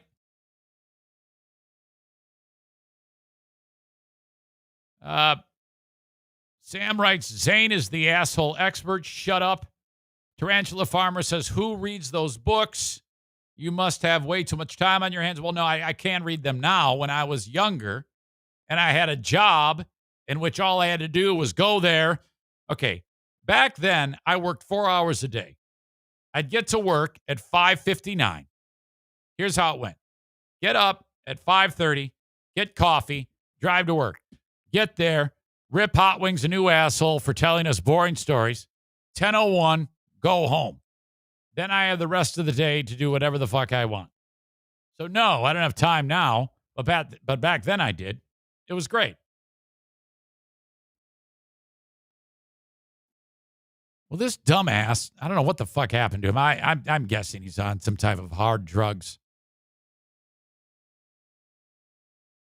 Felton passed out on the 18th hole while competing at the European celebrity team with the European celebrity team. I can't even read. European celebrity team at the Ryder Cup. Who goes to this? Why do you people like this shit? Golf sucks dick. There are so many sports that you people like that are just horrible. Now, I mean, not to say that if it's the only story going on and something big happens, I won't pay attention. But no. Golf, soccer, terrible, terrible games. Golf and soccer make baseball look exciting. Organizers called it a medical incident for which he was treated at a local hospital. I would have made my day if somebody ran up, grabbed that putter from his hand, and just buried it right in his mouth. He had to have been drunk. Now he takes to Instagram to tell the world that, hey, I'm good. I'm good. So this is Malfoy talking.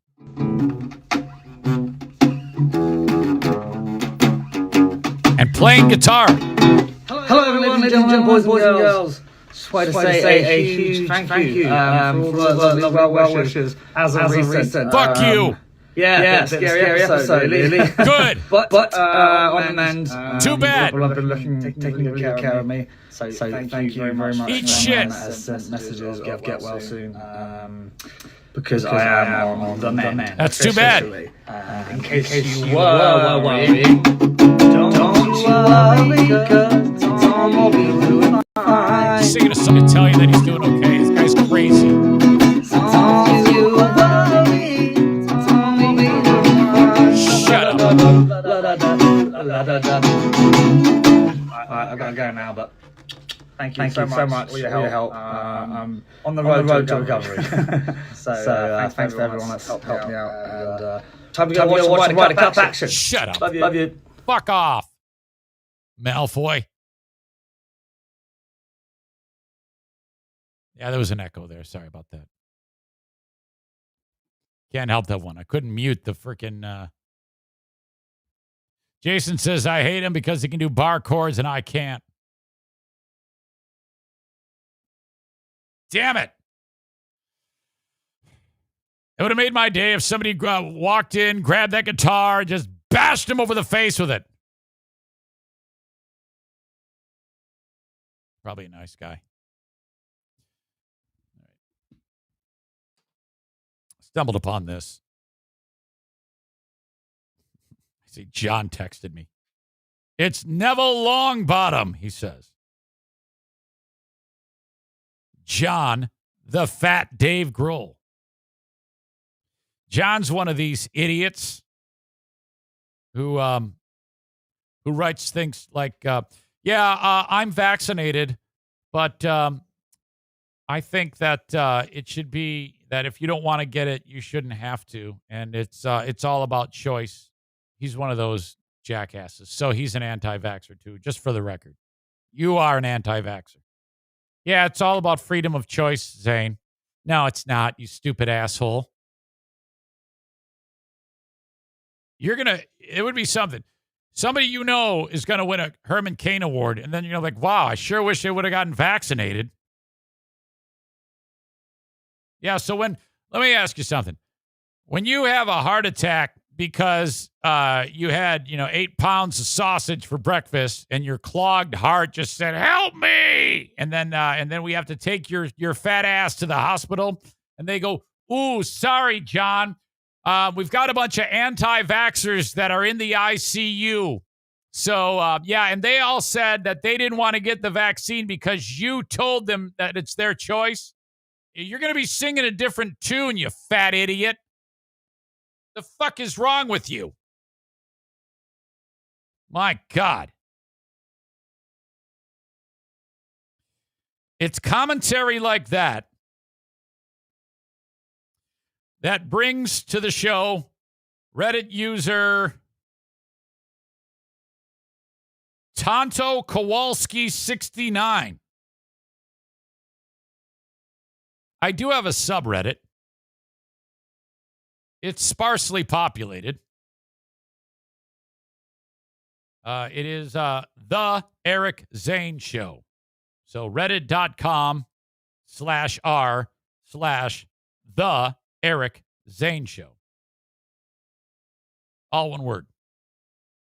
Used to have thousands on the last one, but that became a place where people just said terrible things about me. So that was shut down. And I didn't even moderate that one. Someone else did. And he said, hey, I'm going to shut this down because there's a lot of people on here who just hate you. And so I'm going to shut it down. I said, thank you. I appreciate that. So I made my own. And it's, I don't have to worry about that now. Not a lot of people post to my subreddit. It is once a month, maybe. So I very rarely go to it. But this person started their own thread on my subreddit. Tonto Kowalski 69 wrote, new fan. I've just become a new fan. After growing disappointed, this day and age, I'll take any opportunity to throw fire a shot across the bow of free beer and hot wings. That is my new goal in life.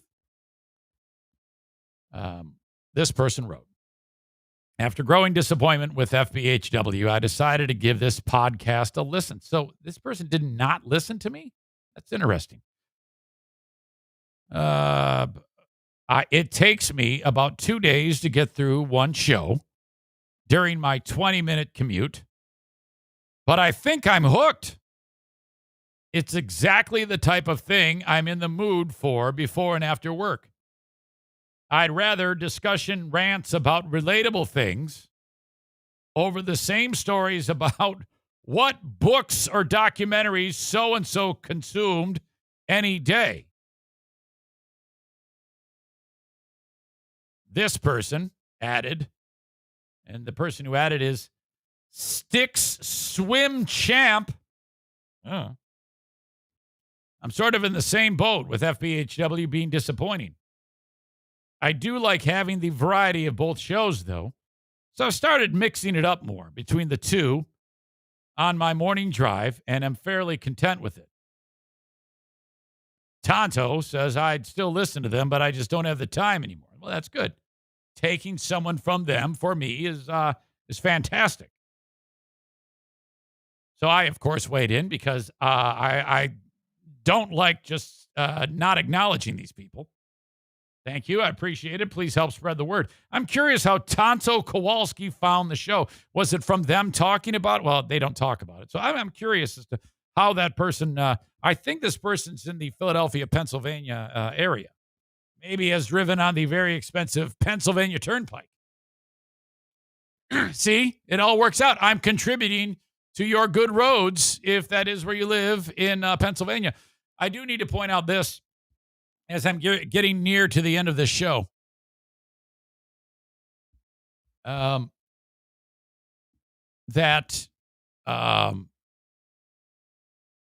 I still go and listen from time to time to what they do on that show. And I listen with a kind of like, when I do it, it's like, what is going on here? I need to find out where their brains are. It's not that I'm entertained in any way, because I'm not. And I usually marvel at the lengths that show goes to be bland and uninteresting. And yes, that is said with malice aforethought. But you need to also, to try to consume this, that it's still boring. Occasionally, they will get into a point where Joe will actually say something funny. Joe does have the comedic chops to be funny, okay? Not on his own in any way, shape, or form. He couldn't talk his way out of a wet paper bag. And God forbid if you let him tell a story. Don't do that. He's horrible at it. He's funny with his wit. It's fast. It's timely. It's devastating. The rest, useless. Every single one of that, every single member of that show. Horrible.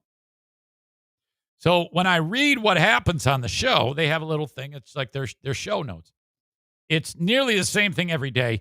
And you know damn well they're not going to talk about anything that's actually going on in the world. It's going to be all these stupid polls and giving people that don't exist advice. And it's every single day of the show. No real conflict amongst them. They all get along. They're all super friendly. They all love each other. It has become what's known as the Ace and TJ show. All right? And Greg always wanted that. And Greg still writes up the plan for the show. None of them have any input as to what is happening on the show. Greg just gets in there at like 2 a.m, reads Wise Brothers, the complete sheet, and talks about the same things that every other radio station in America is talking about. This is true.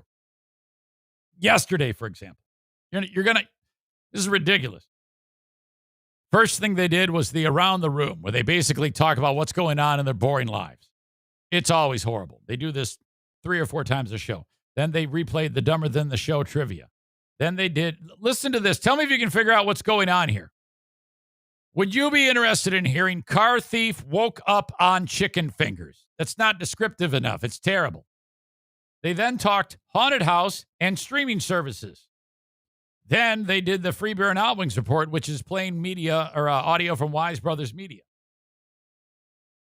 A bunch of crazy NFL highlights, carnival, basketball secrets. That's it. Michael Jordan's boxers sold. What is the weird souvenir you have? Part 1. Ooh. What is the weird souvenir you had? Part 2. Ooh. So they're just killing time with bullshit. But what caught my attention was at the end of the show, they actually did a segment. Tips on how to Google better. That's right. 6 people, nothing to talk about. Instead, they're going to go with tips on how to Google better. I listened to this segment. Quite literally, it's, all right, hey, we're back from the break. And okay, my God. Now listen, here we go, guys. Gather around. This is how you have a better time using Google. They're acting like this is something new. Google's been around for what seems like 60 years. And Greg is actually saying, hey, I don't know if you know this. And he sounds like a puker. I don't even know this. But if you put a quotation around a name that you're trying to find somebody, it's going to narrow your search. Now, who doesn't know that? And it's met with silence. And the only thing that they're adding to, and there's literally nowhere to go from this content. That's right. Yeah, that's some quotations around the name, and they go, yeah, wow, cool. Now, the difference is because back in the day, if I were there, I would have said, yeah, hey, stupid. Everybody knows that. And then that would have been the end of the bit, and it would have been hilarious. And then we would have beat the shit out of Greg for 10 minutes. It would have been a highlight. It would have been awesome. We'd have replayed it the next day because it was so good. But no, this fucking moron then goes on to give us the next, if you put a semicolon after what you're searching for. Oh, my God. Oh, Jesus. And this thing went nowhere. It was a nosedive like you wouldn't believe, of epic proportions. And that is what constitutes content on a radio show heard in 50 teeny tiny towns that pay for the show on barter every single month. My God, that was horrible. So embarrassing. Go back and listen to it, and listen. You can actually hear the crickets in your head. Holy shit. Terrible. I want you to contribute to the show with content. Not like that. Please don't send me any shit. Send it along, Eric at ericzaneshow.com. I may talk about it. I may not. Don't be discouraged if I don't talk about it. Keep sending it. Even Dirk with your stupid fucking PubMed articles that, hey, this is from the government. This is what I get from Dirk on a regular basis. I have the truth. This has just been proven that ivermectin is 100% effective against anyone who has COVID. This was from the government's own website. The National Institute of Health has just sent this through PubMed. That's not legit. You realize that. You realize that's a PubMed article. No, it's true. Terrible. Stop it. No, you can send all that. I just laugh at that. Send me an article, anything at all you want to talk about, Eric at ericzaneshow.com. I'll probably mock you, but send it along.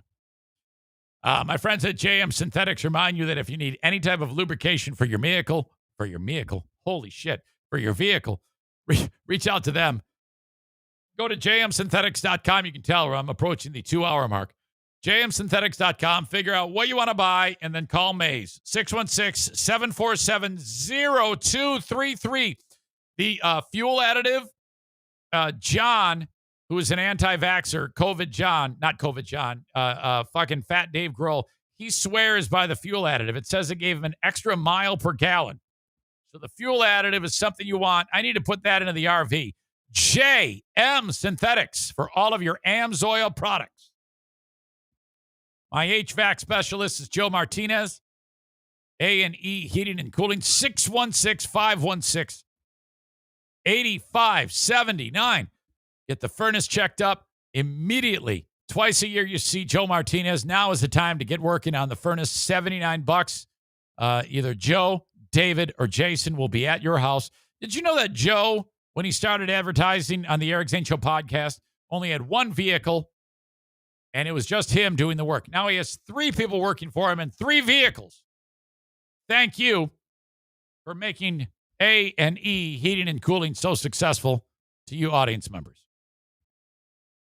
Blue Frost IT, the managed IT service provider for the show, 616-200-8550. For Blue Frost IT, any tech issues whatsoever in West Michigan, this is who you call. Could be for your home computer. Done are the days when you got to take all your shit to Best Buy and have those clowns look at it and screw you right in the butthole, right at the countertop, right there on the counter at Best Buy. They're going to screw you right in the butt. Don't do that. Have Alan screw you in the butt at your house. The managed IT service provider for this show. He also does project work. If you're upgrading your equipment at your business, call upon Blue Frost IT, 616-200-8550. And last but not least, my friends over at Prince Arming want to make sure that you have everything you need to get your CPL. That's right. PrinceArming.com. Get your license to carry your pistol concealed in Michigan. If you live in West Michigan, that's where the classes are held. So obviously you're in that area. This is where you're going to want to be. But yeah, the classes are constantly being added. Go to princearming.com for more information. Now, to me, I had the Pennsylvania Turnpike down as the asshole of the day. But I think that, whatever. That's what it costs to maintain the road. I get that. So I'm going to actually take them off because there's a lot more worthy recipients of the asshole of the day.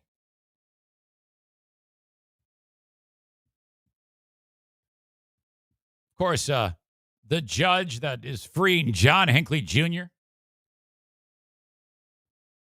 John Hinckley Jr. could be the asshole of the day. R. Kelly, asshole of the day. But fuck that. It's Malfoy. Malfoy is the asshole of the day because he did not die on the 18th green. No, you're all wrong. Not R. Kelly. Not the judge. No. Malfoy is the asshole of the day. Some of you may think differently, though. I see there is a conversation going on between Sam and Dirk. These two anti-vaxxers are together having a discussion about your old pal, Eric. Sam says, Zane is the only person I've ever seen get fired for doing what they had him there to do. He writes, he's stupid, Dirk. He can only listen and convey what the TV tells him. That's why he thinks I'm an idiot. That is nonsense. You guys think you know me, but you don't. You don't know shit, Sam, you fucking moron. You and Dirk can hang out together. Screw you guys. You know I'm right. Bunch of anti-vax jackasses here, but I love you. That's the difference between you and me. I still love you, though you're 100% wrong. I'm just looking out for you. I just don't want you to win a coveted fucking Herman Cain Award. So that's all where that comes from. Okay, also, screw the people who helped Malfoy on the 18th green. They're also assholes of the day. Thanks again, folks. I appreciate you. By the way, COVID Tom sent me a note on Sunday and said, hey, the guy that sounds like he was back on the radio. Yeah, I don't know if you missed it, Tom, but I already admitted that is me on the radio. I don't know if you caught that or not. I actually came clean about it. Dirk, finishing blow, says, asshole of the day, the old creeper lying about staring at women that are working out. Yeah, bullshit. You're an animal. You're a sick, disgusting fool. I am so pissed off at you people right now.